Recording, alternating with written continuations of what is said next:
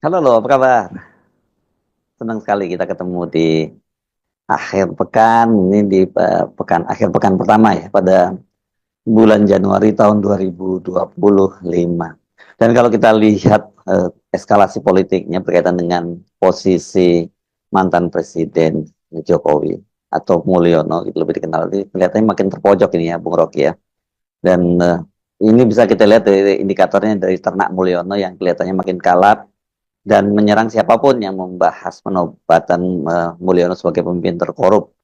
Ini. Tapi kan masalahnya semakin banyak saja ini media-media internasional yang mengulas isu itu. Ya, momentum itu akhirnya tiba karena sistem internasional akhirnya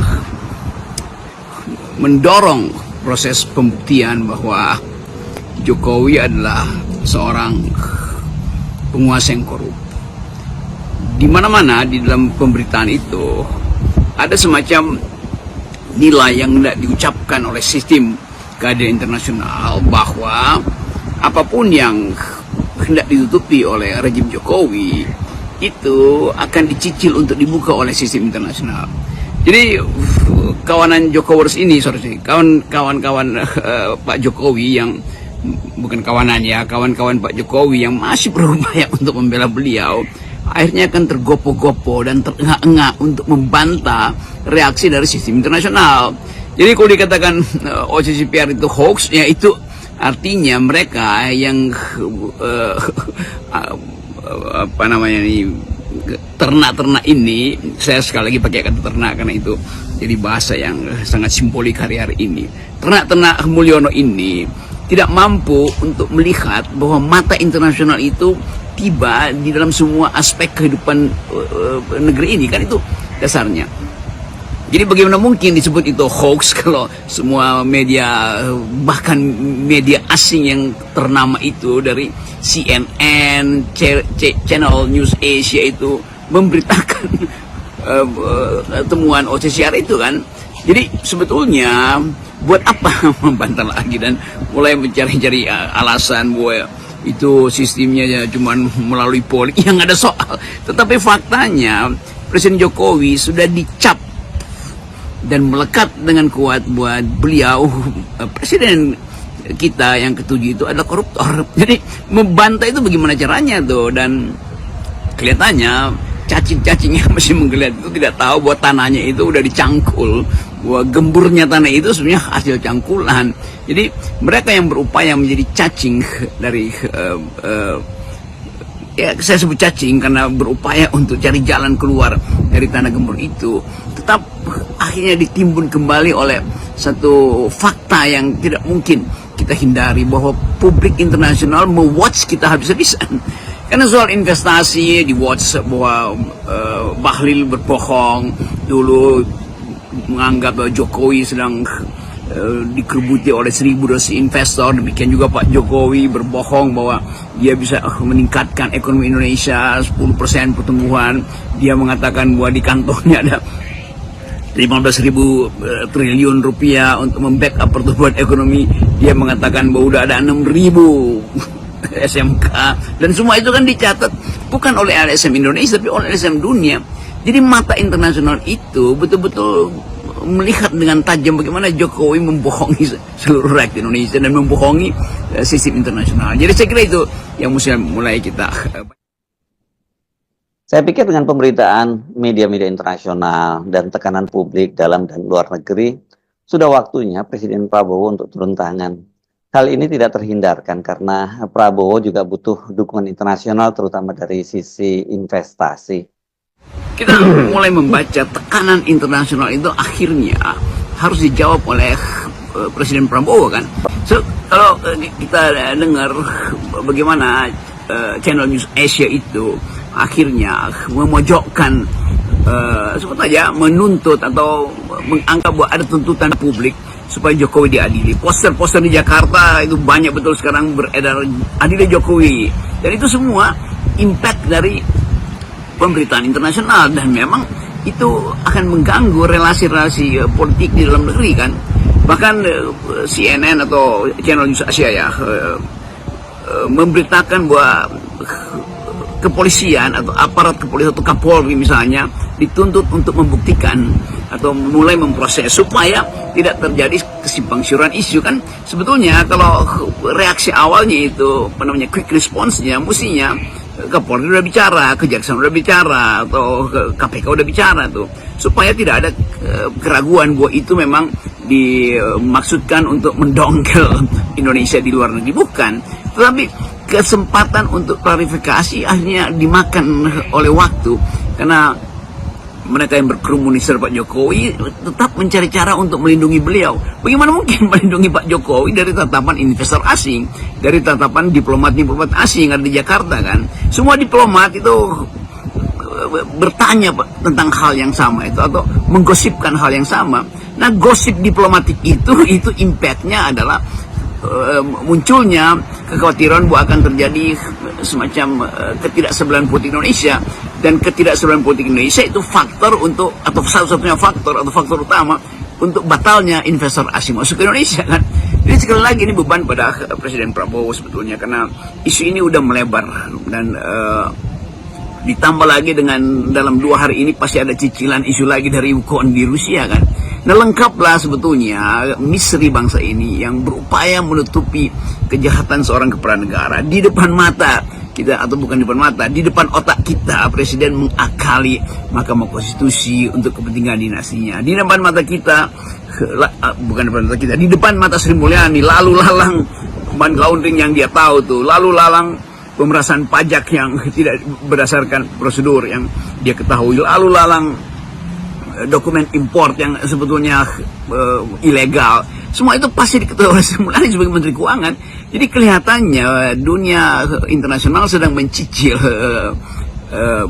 dokumen-dokumen yang akan menyebabkan akhirnya Presiden Jokowi harus dibawa ke dalam pengadilan tuh. Bukan sekedar untuk membuktikan dia bersalah, tapi juga untuk membela diri sebetulnya. Tapi sekarang ini petanya makin jelas ya, Bung Rocky, siapa sesungguhnya para pendukung Jokowi yang disebut oleh lembaga survei sampai puas sekali, 85% sangat puas dengan kinerjanya Jokowi itu. Mereka ini ya tak lebih dari kawanan yang sekarang ini oleh para netizen disebut sebagai ternaknya dari Jokowi. Saya kira orang-orang di sekitar Pak Jokowi itu memang gagal untuk melindungi beliau karena mereka bukan orang-orang yang mampu berpikir akademis. Di sekitar Jokowi itu yang ada adalah influencer, yang ada adalah buzzer, bukan academician atau kalangan intelektual yang seharusnya memberi brief dengan cara yang cerdas pada Pak Jokowi di masa lalu. Nah, sekarang udah terlambat karena Jokowi lebih senang berkumpul dengan buzzer, berkumpul dengan influencer, maka dia nggak punya perspektif akademis untuk membayangkan bahwa satu waktu dunia internasional akan memantau dan membocorkan semua hal yang sebetulnya sudah ditunggu mungkin sejak 2 tahun terakhir ini. Jadi kalau OCCRP itu akhirnya memunculkan beritanya, itu artinya ada hal yang fundamental yang merupakan semacam konklusi global terhadap Indonesia, atau lebih khas lagi terhadap pemerintahan Pak Jokowi, atau lebih khas lagi terhadap keluarga Jokowi. Jadi dinasti itu memang real. Nah, kalau Dirty Vote itu membocorkan dari awal, itu karena Dirty Vote menduga dengan kuat bahwa ini juga akan bocor secara internasional tuh. Jadi sebaiknya dari awal mestinya pesan di Dirty Vote itu, film yang dibintangi oleh tokoh-tokoh LSM di situ, memungkinkan kita menduga dengan kuat bahwa akan ada satu gempa bumi politik di Indonesia. Nah, sekarang itu terjadi itu. Lalu kelimpungan tuh bagaimana cara menyelamatkan Pak Jokowi, sementara Jokowi sendiri nggak tahu mau ngapain tuh. Dia cuma bisa berkomentar apa yang saya korupsi, di mana korupsinya, ya baca apa yang disebut korupsi, bahwa itu adalah memanipulasi konstitusi, itu korupsi, membiarkan dinasti dia itu tumbuh tanpa elemen legal, itu namanya korupsi, itu conflict of interest namanya korupsi. Jadi semua sistem, atau bahkan ya ada dokumen di Departemen Keuangan yang jadi semacam pedoman, ini yang disebut korupsi itu. Jadi Pak Jokowi nggak baca dokumen itu tuh, atau plakat atau naskah itu, ya mungkin buzzernya atau orang di sekitar Jokowi itu menyembunyikan definisi Jokowi. Tetapi sekali lagi watak koruptif itu kan memang ada dari awal tuh. yaitu keinginan untuk memperpanjang kekuasaan, itu korupsi. Keinginan untuk menambah periode jabatan, itu namanya korupsi itu. Jadi sebetulnya korupsi itu ada suatu konsep pikiran di dalam kepala seorang tiran yang memang berupaya untuk mengangkangi semua hal, mengangkangi sumber daya, mengangkangi institusi-institusi kepolisian, institusi penegak hukum, mengangkangi mereka yang mudah dispendikan karena ada tukar tambah politik. Jadi semua proses itu disebut sebagai korupsi, artinya pembusukan. Itu namanya kita sebut sebagai decaying, political decaying. Itu akibat dari korupsi.